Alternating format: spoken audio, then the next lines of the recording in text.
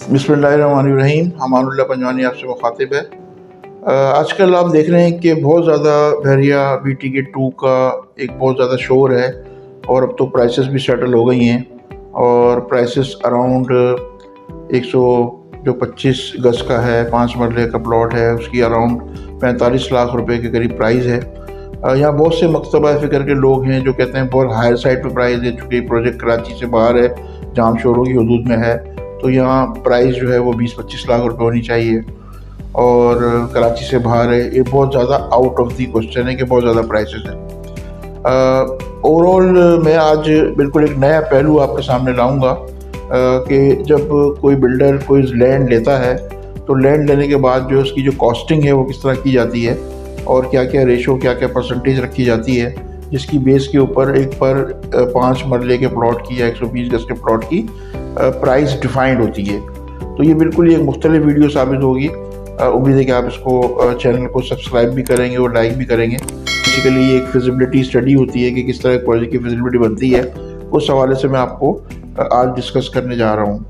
आपको याद होगा, मैं आपको पहले माजी में लेके जाता हूँ। जब बहरिया टाउन कराची में लॉन्च हुआ तो इन्होंने 17.5 लाख 17.25 लाख रुपए 120 या 5 मरले के प्लॉट की प्राइस रखी थी और उसमें एक सेक्टर था अली ब्लॉक, उसकी उन्होंने ऐड की थी डेवलपमेंट चार्जेस। तो वहाँ तकरीबन कोई 21 लाख रुपए के करीब उसकी प्राइस थी। तो बेसिक प्राइस जो थी पुराने BTK में, BTK 2 कराची में, वो अराउंड 17.25 लाख रुपए थी। तो जब कोई बिल्डर डिसाइड करता है कि मुझे ये प्राइस रखनी है तो उसके बैकग्राउंड में क्या चीज़ें चल रही होती हैं, किस तरह कॉस्टिंग ऐड की जाती है। पहले मैं आपका उसका थोड़ा सा ओवरव्यू लूँगा, फिर हम ये करंट जो प्रोजेक्ट है इसके बारे में बात करें जो BTK 2 लॉन्च हुआ है, उसकी जो प्राइसेस जो हैं सामने आई हैं। बेसिकली बहरिया टाउन कराची जो है दहिया कॉन्कर के अंदर एग्जिस्ट करता है। दहिया लांगेजी का भी कुछ पार्ट इसके अंदर है। बेसिकली ये दहियाज हैं और कराची में 96 के करीब दहियाज हैं और उसकी जो है ना, दहिया का मतलब यही होता है कि उसकी लीगल बाउंड्री है हर एरिए की। ये दहिया से फिर ज़मीनें कन्वर्ट होती है मुख्तलिफ प्रोजेक्ट्स में।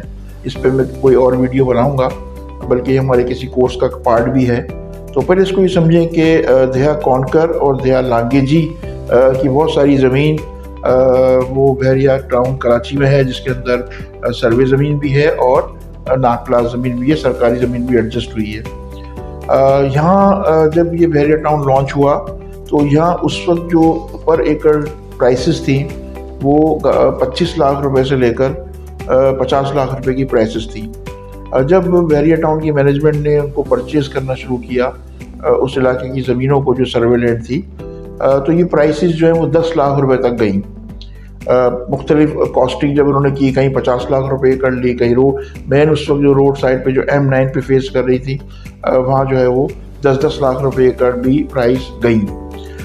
इसकी बैक के ऊपर जहाँ आजकल वो स्पोर्ट्स की विलास है या गोल्ड सिटी है, यहाँ वो 10 लाख रुपए एकड़ में, बल्कि 50,000 रुपये एकड़ के अंदर भी ज़मीन अवेलेबल थी। तो होता क्या है कि जब बिल्डर पूरी ज़मीन एक्वायर कर लेता है तो एक टोटल एवरेज की प्राइस निकालता है। अच्छा, आम तौर पर जो प्राइस इसकी BTK की निकली वो अराउंड एवरेज जो उन्होंने रखा वो 10 लाख रुपए रखा।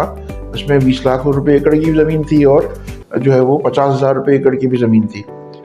अब इसका एक सिंपल सा फार्मूला है कि बिल्डर जब कैलकुलेशन करता है तो जो कॉस्ट ऑफ लैंड होती है, यानी कॉस्ट ऑफ लैंड पर एकड़ जो प्राइस होती है, उस पर 100% जो है चार्जेस और ऐड करके एक 125 गज के प्लॉट की प्राइस जो है रखी जाती है।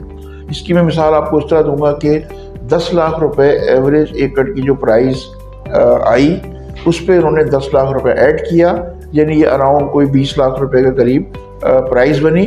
तो यहाँ पर जो है BTK 1 में प्राइसेस आपने देखा कि 17, 17, 17.5 लाख से लेकर 20-21 लाख रुपए तक की प्राइसेस लॉन्च हुई। यानी इसका फार्मूला है कि जो 1 एकड़ पे कॉस्ट आती है कॉस्ट ऑफ लैंड की, उसके मुताबिक जो है 125 गज के प्लॉट की या 120 गज के प्लॉट की कीमत रखी जाती है। ये ओवरऑल जो है फार्मूला है। अगर कोई बिल्डर इस तरह नहीं करता, अगर कोई बिल्डर इस तरह की कैलकुलेशन नहीं करता तो आफ्टर ऑल उसको नुकसान का सामना करना होता है फ्यूचर में जाके। ऐसे बहुत सारे कराची में प्रोजेक्ट नाकाम हुए हैं और जो कॉस्टिंग से भी जो है वो कम में 120 गज का 125 गज का प्लॉट सेल कर रहे हैं। इस वक्त ये M9 पर बेशुमार ऐसे प्रोजेक्ट हैं जो 6 लाख रुपए में 8 लाख रुपए में कैश पेमेंट पर 125 गज का प्लॉट सेल कर रहे हैं, जो नामुमकिन है। ये एक रिस्क फैक्टर है, ये कॉस्टिंग ही नहीं आती जो इतनी कीमत के अंदर जो है ना वो कोई बिल्डर सेल कर रहा है। अब मैं आपको आता हूँ बहरिया टाउन 2 जो है, डेफिनेटली ये जाम शोरों की हदूद में है, थाना बुल्ला खान की हदूद है। इसकी जो बहरिया टाउन की जो NOC है, जो 7 डेवलपमेंट अथॉरिटी ने अनाउंस की है, उसके मुताबिक ये जो BTK 2 है, ये टप्पू हटल पर एक टप्पू होता है जिसकी ये रेंज की टर्म है। इसके अंदर जो एक धिया है वो बबरबंद है, धिया बबरबंद है। इसकी जो BTK 2 की जो जितनी ज़मीन है वो धिया बबरबंद में है। बबरबंद में अगर अंदाज़ा लगाना हो आपको कि यहाँ 125 गज के प्लॉट की एक बिल्डर क्या प्राइस करता है, तो फिर मैं आपको वापस ले जाऊँगा। आपको वहाँ मालूम करना चाहिए कि वहाँ पर एकड़ प्राइस क्या है। धिया बबरबंद में इस वक्त जो M9 को फेस कर रही है ज़मीनें, वो अराउंड 1 करोड़ रुपए, 1.25 करोड़ रुपए, 1.5 करोड़ रुपए एकड़ है, ठीक है। और इसके बाद जो बैक के ऊपर जो ज़मीनें जा रही हैं, जो आगे सर्वे लैंड है, कुछ सरकारी ज़मीनें हैं, वो तकरीबन जो है तकरीबन 30 लाख रुपए तक भी जाती है, 20 लाख रुपए तक भी जाती है। ये मैं धिया बबरबंद की बात कर रहा हूँ, जो M9 का कराची से हैदराबाद जाते हुए लेफ्ट साइड पे पार्ट है। कुछ धिया बबरबंद का राइट साइड पे ही पड़ता है M9 के। तो एवरेज जो इसकी प्राइस आ रही है, अगर जिस तरह जितना इन्होंने एकड़ ज़मीन ली है बहरिया ने, अगर इसको एवरेज प्राइस को काउंट करें तो ये तकरीबन अराउंड जो है वो 40 लाख के करीब आ रही है। 35 से 40 लाख रुपए पर एकड़ प्राइस आ रही है। तो यही फार्मूला इन्होंने भी यूज़ किया है। गालिबन ये मेरी अपनी ऑब्जर्वेशन है, इस पर किसी को इख्तलाफ हो सकता है कि पर एकड़ जो बाइंग की है इन्होंने, वो एवरेज 40 लाख रुपए आ रही है। इसी वजह से उन्होंने 125 गज का जो 5 मरले का प्लॉट है, इसकी प्राइस 45 लाख रुपए रखी है। 5 लाख रुपए उन्होंने अपने डेवलपमेंट के चार्जेस भी इसके अंदर ऐड कर दिए हैं। तो एक सिंपल फार्मूला है ये, जो लोगों को ये कि अंदाज़ा है कि ये कम प्राइस है या बहुत ज़्यादा प्राइस है, तो ऐसा नहीं है। अकॉर्डिंग टू रियल एस्टेट की जो प्री फिजिबिलिटीज़ के जो लॉज हैं, उसके जो फार्मूले हैं, उसके मुताबिक ये प्राइस जो है वो जस्टिफाई करती है।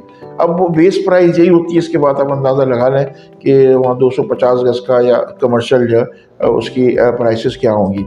ये एक छोटा सा ओवरव्यू था। एक चीज़ और मैं ऐड करूँगा, धिया बबरबंद में तकरीबन 90% जो है वो सरकारी ज़मीन है, नाखलास ज़मीन है।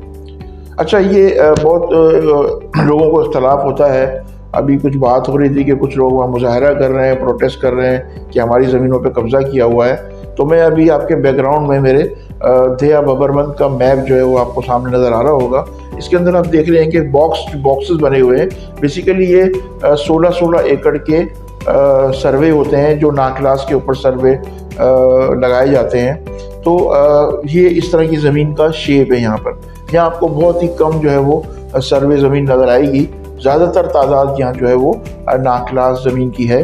अच्छा, नाखलास या सरकारी ज़मीन जो है, ऐसा नहीं है कि आप उसको यूज़ नहीं कर सकते। एक एक्विजिशन ऑफ लैंड का एक्ट है और बोर्ड ऑफ रेवेन्यू का भी एक एक्ट है, जिसके तहत सरकारी ज़मीन बिल्डर ले सकता है, मगर इसका एक पर्पज़ होता है कि वो उसको सिर्फ रफ़ाई मकासद के लिए इस्तेमाल कर सकता है। यानी पार्क बड़े, रोड बड़े, इस तरह की चीज़ें जो है वो बिल्डर जो है वो बना सकता है, उसको रिहायशी पर्पज़ के लिए यूज़ नहीं कर सकता। गो के BTK 2 में अगर देखा जाए तो बहुत बड़ी बड़ी एमिनिटीज़ हैं जो इन्होंने अपने मैप में रखी हैं। अगर आप प्रेजेंटली इसका नक्शा देखें तो इन्होंने उसको बैलेंस करने की कोशिश की है कि जो सरकारी ज़मीन को यूज़ किया है मैक्सिमम पब्लिक वेलफेयर के लिए। तो ओवरऑल चूँकि अगर सरकारी ज़मीन की बात की जाए तो इसकी कीमत निस्बतन मार्केट से कम होती है, और चूँकि वो इलाका इंडस्ट्रियल इलाका था, आपको पता है नूरियाबाद भी उस इलाके में एग्जिस्ट करता है, तो वहाँ नूरियाबाद का इंडस्ट्रियल एरिया जो है वो सरकार तो उसके अंदर प्रॉपर जो है वो फंक्शन नहीं कर सकी, और बहुत चंद फैक्ट्रियाँ वहाँ बन पाई क्योंकि वहाँ इंफ्रास्ट्रक्चर मौजूद नहीं था। BTK की ख़ास बात यह है कि इन्होंने इस ज़मीन को, जहाँ ये BTK 2 लॉन्च हो रहा है, वहाँ इंडस्ट्रियल प्लॉट्स भी लॉन्च किए हैं। और ये कामयाबी की पहली सीढ़ी है कि अगर किसी भी हाउसिंग सोसाइटी के नियरेस्ट इंडस्ट्री होगी, बिजनेस हब होगा, तो डेफिनेटली वहाँ आबादी का रुझान भी पैदा होगा और आबादी भी होगी। तो इस हवाले से जो मेरा आज का टॉपिक था कि क्या बहरिया टाउन 2 की प्राइसेस ज़्यादा हैं, कम हैं या सही हैं, तो ये मैं इसको अपने ऑब्जर्वेशन के मुताबिक कहूँगा कि ये प्राइसेस ज़्यादा नहीं है अकॉर्डिंग टू पर एकड़ जो प्राइसेस हैं उसके मुताबिक। व्यूअर्स, अगर आपको मेरी वीडियो पसंद आई होगी तो डेफिनेटली मुझे उम्मीद है कि आप इसको सब्सक्राइब करेंगे और बेल आइकन को भी क्लिक कर देंगे ताकि मेरी इस तरह की वीडियोस जो हैं वो फ्यूचर में आप तक पहुंचती रहें। बहुत शुक्रिया।